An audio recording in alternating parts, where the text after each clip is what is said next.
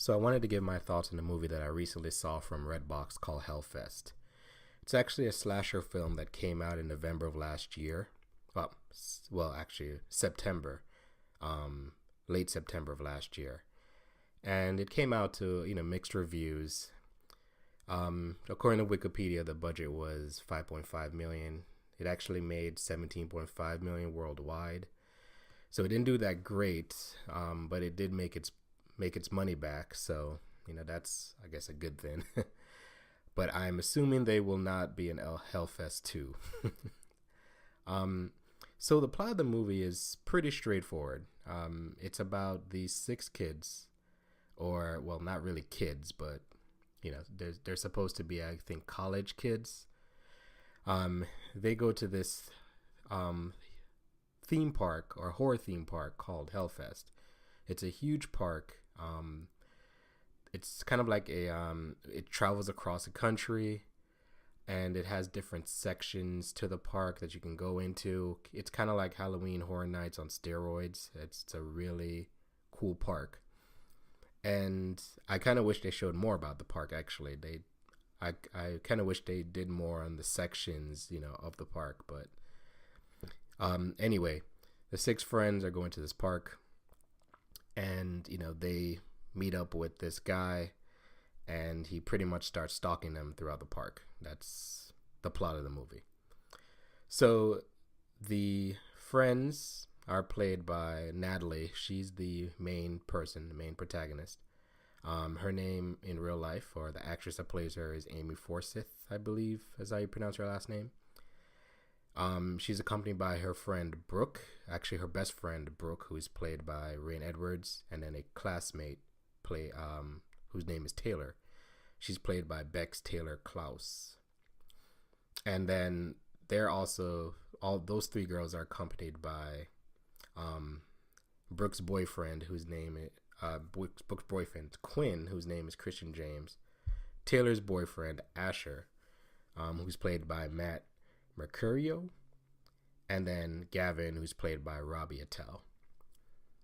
So pretty much, Robbie got the tickets for all of them because he likes Natalie and he wanted to, kind of like set up a date with her so that they could all go and have a good time at this place. So the things that I like about this movie is that it's shot very well for the budget.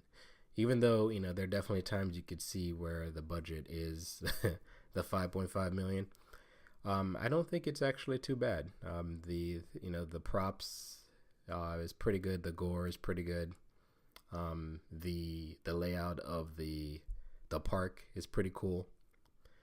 The sections of the park where the rooms that they go into or the rides that they go on is pretty cool. So I like that aspect of it. The acting itself was decent. There's not going to be any Oscar award winning acting here, but it wasn't terrible. Everyone did a pretty decent job. The killer was pretty cool. He didn't say anything at all, and he was dressed very generically. I mean, except for the mask that he was wearing, which, like, I think 20 or 30 other dudes were wearing also. He just had that mask on, a hoodie, some jeans, and some boots. And that was pretty much it. He didn't talk at all throughout the whole movie. You never saw his face either. So he pretty much just walked around the park looking at her and, looking at Natalie, and killing off her friends. It's really all he did. The bad, there's no character development at all. I don't care for any of these people whatsoever. Maybe because I didn't get a chance to get to know their characters, but they were pretty disposable.